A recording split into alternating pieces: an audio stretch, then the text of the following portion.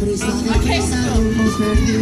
Hola, soy Annette. I am in Las Malvinas in the Dominican Republic. Thanks to 17 generous individuals who donated to my Indiegogo campaign to come here to work on the Practivistas Dominicana trip for summer 2015 with Lonnie Graffman. I have worked these past 6 weeks on a natural building crew. We have plastered and put flooring into the Botica Popular, a local pharmacy, which the government will stop now that it's completed. Now we have our plaster mixture down here. It has wheat paste, caliche, and agua con cal, or lime water. We're now about to mix a dryant, or a secante. It's Vinaldon 600, and then after that we're going to mix in sand to we're going to eyeball how much sand we need to the texture we need, and then it's going to go up on the wall, and we'll bring you back to see some of that. The Botica Popular, we are plastering today. We're finishing up our plastering job in this room. We are using a cement mixture, which has sand, cement, lime, and water. We are using this instead of our wheat paste-based mixture because our wheat paste takes a lot of time to make, and doing it every single day back to work is time-consuming when we have limited time. It's also not quite as durable as the cement and not quite as easy to apply, so even though we'd like to use it on the inside, we found ourselves with enough constraints that we couldn't quite do that every day. So we are cement plastering the walls. Lexi here is finishing up this corner here, making it level and flat. She is applying the cement, and currently she is now finishing it with a flota de goma. We are back in the Botica Popular in Las Malvinas. We are about to do our cement floor, and so here we have 4 wheelbarrows of sand, and each wheelbarrow is about 20 shovelfuls, plus 3 94-pound bags of cement that are going to get mixed with water, mashed potato and gravy style. We have a huge volcano of mashed potatoes and gravy, and then it's going to get put on the floor. We have the string here to help keep things level. It's kind of been measured around, and here comes the water being poured by Maestro and Enrique, and we'll show you our end result. Digo pintura, no di que color de la que usamos, seco, que es color como tipo pintura, que nada más dejarlo liso. And with the help of the solar team that installed solar panels and local community members who helped us install the floor, doors, and windows.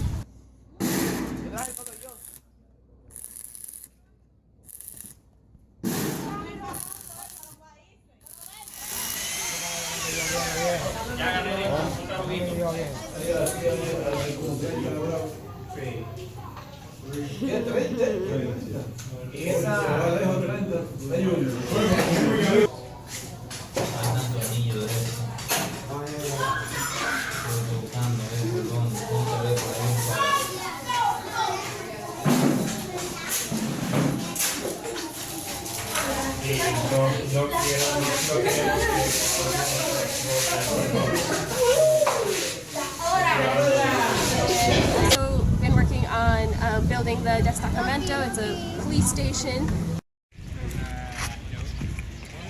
This is the destacamento. We have the main Las Malvinas construction team. There's Annette. So this is your last day working, or I should say your last hour. Yeah, it is. We're looking to get all of these blocks on the wall in the next hour. So this pile and this one back here. Yep. And this is your pile of mortar.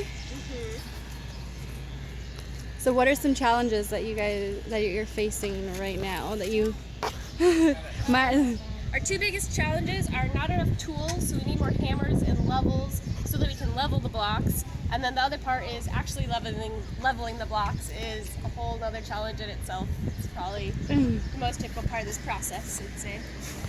Well, it's looking great. Oh, good. We're now pounding the blocks that we placed on this mortar. We've got a level here. These blocks to the left of me are already level. So I'm going to make this one level with the others.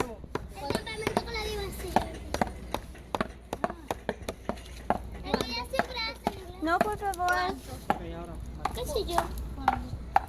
Yo una foto me dijo y yo no sé qué. De lado.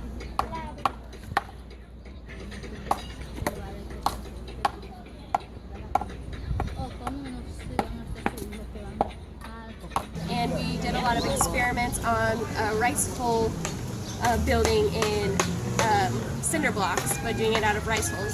So we use less cement, so it's more economical and more ecologically friendly. Right, here we are at the block factory owned by Senor Vasquez.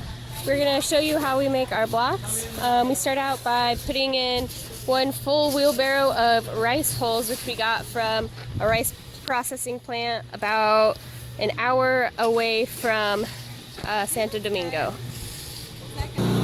We then add one full wheelbarrow of sand and gravel, half and half.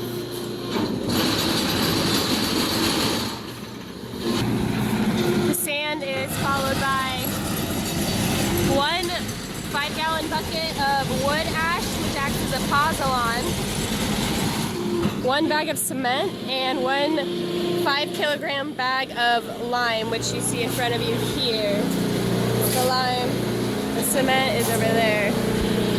We also have one full wheelbarrow of caliche, which is actually a mixture of caliche and lime. In the end, the blocks go through this block making device and then are wheeled out by turn out like this and are put down carefully. We then mark the blocks so we know which batch is which for science later. And use teamwork to make sure we have all the supplies prepped before each batch. And that's how we make our rice hull blocks here with the Practivistas Dominicanas. 4 hours and 13 batches later, we have completed 492 rice hull blocks. Very exciting. So I want to say thank you to all of my donors who've made it possible for me to be here. So starting out with my first donor was anonymous, but she's the most sarcastic person I know and really made it possible for me to be here because she started the trend of donating to me, so thank you so much. And then after that we have Kate B, a personal mentor, Roger Twan, who taught me a lot about being goofy but serious at the same time, Jan Weiner, who has a boundless amount of love for everyone, it's inspirational, Julia Clark, who has the biggest heart and has absolutely been a life shaper for me by jump-starting me in my life path, so thank you. My parents for their endless support. Arnie Jacobson, who I only met one time and still generously donated. Saw potential, I guess, enough to help me get here. My sister, who is always there when I need her. Anais Rodriguez, who I haven't seen in over a year, but still wanted to support me, so thank you. Suzanne Kelmartin and the Kelmartin clan. Your laughter, fish, and music have made my life really bright in the last year. Craig Ruck has been supportive in so many different ways in my life, professionally and personally, so thank you. John Meyer, also different kind of supportive, and his family. Can't even say how happy I am to have been able to work with him at CCAT this year. The next one is also an anonymous donor. I've worked with her professionally and have really enjoyed being able to work with her. Heather Bernikoff and David Raboy. I can't say how thrilled I am to have met you both and really appreciate everything you've done for me. And Molly Daly, a great friend and a personal contributor. Thank you so much for helping me be here. Bev and Ernie Sokol, my great aunt and uncle. You're incredible and I really miss you. And finally, Lita and Hugh Higgle, parents of my lifelong best friend. Thank you for always supporting me in everything I do. So thank you everyone for helping me be here. I couldn't do it without you. We couldn't have done these projects without the community, and I have found so much more being here than I ever thought I would. So thank you so much. Para terminar, Botica, necesitamos empaquetar las paredes y también instalar un piso. Y para el peñeta, hicimos 2 tipos de peñeta para saber cuál tipo es más fuerte y más económico, más fácil a aplicar y a hacer.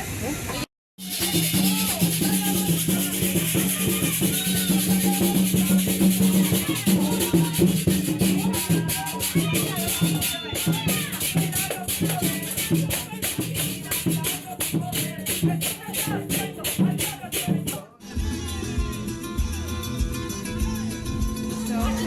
botica para poner un pan hecho la espero que se diviertan. Adiós. Bunch of jokesters around here. What'd you get, Rebecca? Banana, half a pineapple, half a what you do all day, every day. Todos días. Watch out.